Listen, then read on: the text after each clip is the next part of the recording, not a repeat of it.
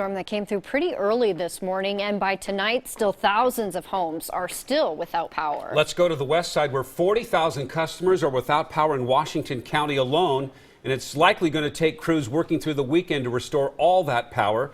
Lisa Balick out on the west side of Portland now to show us the damage. Lisa?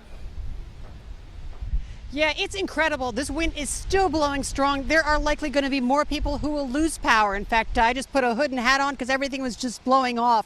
With all this wind, tremendous damage, add in the rain. Take a look over here. This is one of the homes we found that just got hit so hard. Limbs dropped like they were thrown from above. Not just limbs, but whole trees like this house on Southwest 55th off Taylor's Ferry.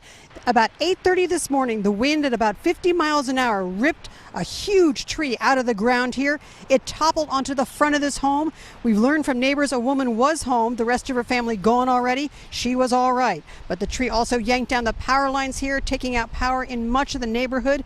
And there's a lot of worry more trees could still come down. Neighbors having breakfast tell me they heard the crash. We were seated outside the back of the house, having some coffee, and we heard a loud crash and a boom, and we thought it was a transformer down the road. It sounded like, if cars are made of wood, like two cars crashing into each other. This was going on all across the area. In Tigard, we discovered two trees smashed onto the roof of a home. The homeowner told me the sound was deafening. He's okay, and so is the inside of the house. In this wooded area, he tells me it's happened before. We found a lot of roads closed off still due to down power lines or down trees, littered with debris. Power lines still down in many areas, too many for crews to repair in just today. Tree crews tell me they are too overwhelmed by the number of jobs that came up as the trees came down. Now, several schools are reporting that there are some delays with buses and getting kids home this afternoon for the same reasons. Power out, stoplights out, debris in the road. So if you're waiting for kids to come home, there is still a delay for a lot of schools. We've been getting the text from the school districts. Also, a lot of school districts have canceled their evening activities for the exact same reasons, because as you can see here, the wind still whipping almost as much as it was at midday. We'll have more on this coming up tonight at 4:30. Back to you. All right, Lisa, and this windstorm was deadly. A Tigard man has been killed when a large tree fell on him during his morning walk.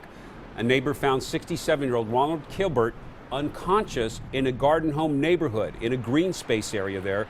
He was rushed to the hospital where he later died. Deputies say Kilbert frequently walked in that neighborhood. Now let's go to the east side, where a man captured video of a tree as it happened there falling on a neighbor's home. Now this was at Southeast 60th and Duke. Our Jennifer Dowling live on the scene now with more on all this. Jennifer?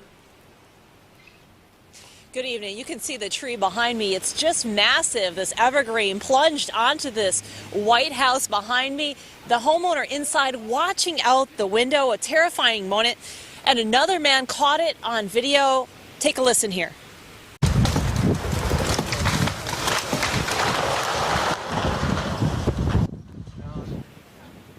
There's that mighty crash there. The video comes to us from Brian Pulliam. He told us he stopped across the street from the tree because there was another tree down already here that had pulled down some power lines. So he was trying to flag down cars to make sure they didn't drive over those power lines. When he saw the ground moving, he tried to warn the homeowner inside who was at his window that the tree was starting to fall. You can see him actually pointing toward that homeowner in the window to try to get his attention. The homeowner was in that window over there. He knew the tree was kind of, he knew it was leaning a little bit. He went inside, I guess, to, from what my coworker said, to call somebody to take it down. But while he was in the window, in the video, you can see he kind of pointing at the tree, and because he's in the window, and I'm telling him, hey, man, it's coming down now. And Brian was on his way to work with the school district when he caught that video. He said it was a pretty dangerous situation here. He's glad nobody was hurt. The homeowner actually talked to us off camera. He didn't want to be on video today. He said that he had come out earlier and saw some cracks in the ground here in this path and knew something was going on, and he had actually gone inside to try to call a tree service or someone to come out and deal with this situation, but then the tree came down again. Fortunately, nobody was hurt. A close call for the man who was standing there inside. Back to you.